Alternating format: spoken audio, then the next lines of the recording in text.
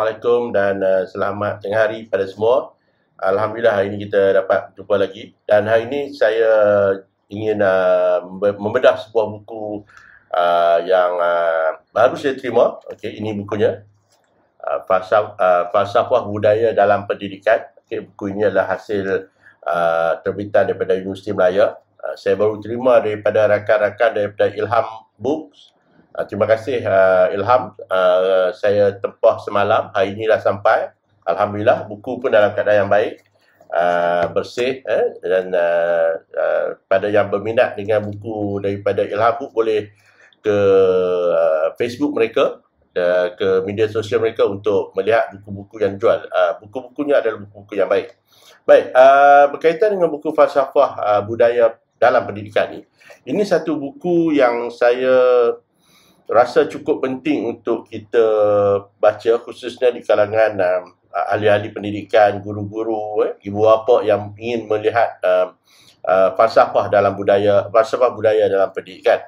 Baik, mengapa saya kata penting? Disebabkan oleh kali terakhir kita membincangkan soal falsafah pendidikan ini adalah pada tahun 1988 apabila falsafah pendidikan negara digubal.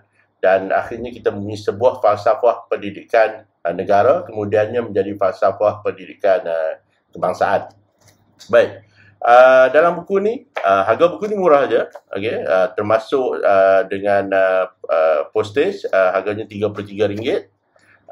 Dan buku ini setebal 194 muka surat, tidak terlalu tebal untuk kita baca, dan dalam bahasa Melayu. Dan buku ini ditulis oleh pakar-pakar ataupun ahli-ahli yang kita cukup kenal, tokoh-tokoh ilmuwan di negara kita. Misal beberapa nama saya sebut, misalnya oleh Profesor Emeritus Dr. Muhammad Taib Osman, Profesor Zainal Kling, Profesor Mendiang, Profesor Koh Kee Kim, Profesor Mahmud Zuhdi, Profesor Ubadillah, Dr. Kantasami, Profesor Abdul Rahim Rashid, Profesor Sufian Hussein, Profesor Nuraini, Profesor Saidah, dan ramai lagi ya. Dan ini ada satu buku yang berjaya mengumpulkan pemikir-pemikir utama negara kita dalam membicarakan soal falsafah pendidikan. Dan kalau kita tengok dalam senarai buku-buku yang ada di negara kita yang membicarakan soal falsafah pendidikan memang tidak begitu banyak. Dan kita ada sebuah buku di sini yang membicarakan soal situ. Baik, secara umum buku ini ditulis secara berasingan oleh begitu ramai sekali ahli akademik. Misalnya di dalam bab yang pertama, Profesor Taib Osman membicarakan latar belakang falsafah di negara kita daripada awal, sejarahnya, perkembangannya, bagaimana kita dipengaruhi oleh falsafah daripada barat, kita dipengaruhi oleh falsafah Hindu, Buddha, falsafah Islam dan sebagainya. Kemudian juga begitu juga dengan Profesor Zainal Kling membicarakan soal falsafah dan pembudayaan dalam pendidikan. Koh Kee Kim membicarakan falsafah sejarah, bagaimana dia mempengaruhi pembentukan sistem pendidikan negara.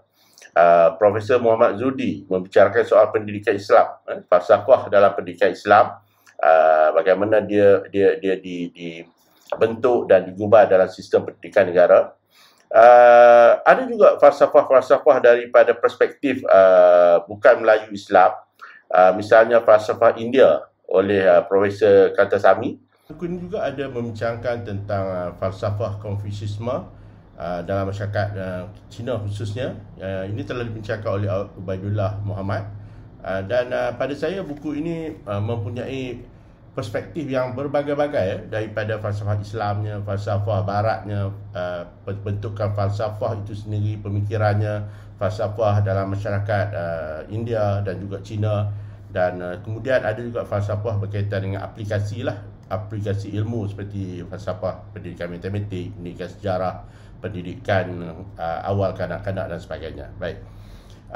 Tapi mungkin pada saya, satu kekurangan yang ada dalam buku ini ialah buku ini tidak dapat menjawab persoalan asas falsafah itu sendiri, falsafah pendidikan ini, iaitu falsafah ini tujuan dia untuk membina satu pemikiran hala tuju dan panduan kepada kita untuk kita merangka dasar dan melakukan polisi dalam pendidikan negara. Itu sifat kepada falsafah itu sendiri. Maksudnya ilmu falsafah itu bertujuan untuk kita menjadikannya sebagai panduan, hala tuju, petunjuk kita supaya pemikiran kita akan lebih terpandu dari segi menentukan arah ke mana bentuk hala tuju pendidikan kita.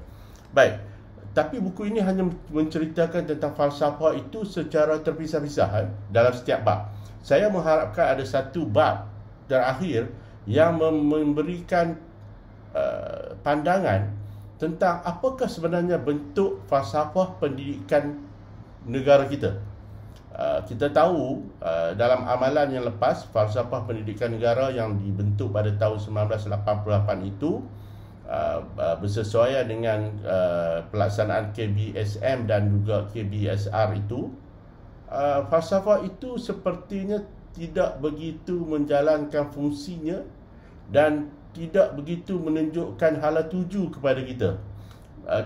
Kalau boleh kita ingat kembali, falsafah pendidikan negara menyentuh soal membina insan yang seimbang dari segi jasmaninya, rohaninya, emosinya, inteleknya. Tapi kalau kita lihat dalam sistem pendidikan kita, soal-soal yang hanya diberi pertimbangan adalah soal-soal pembangunan intelek dan juga sebahagian kecilnya adalah kerohanian dan juga jasmani. Bagaimana dengan soal emosi pelajar-pelajar?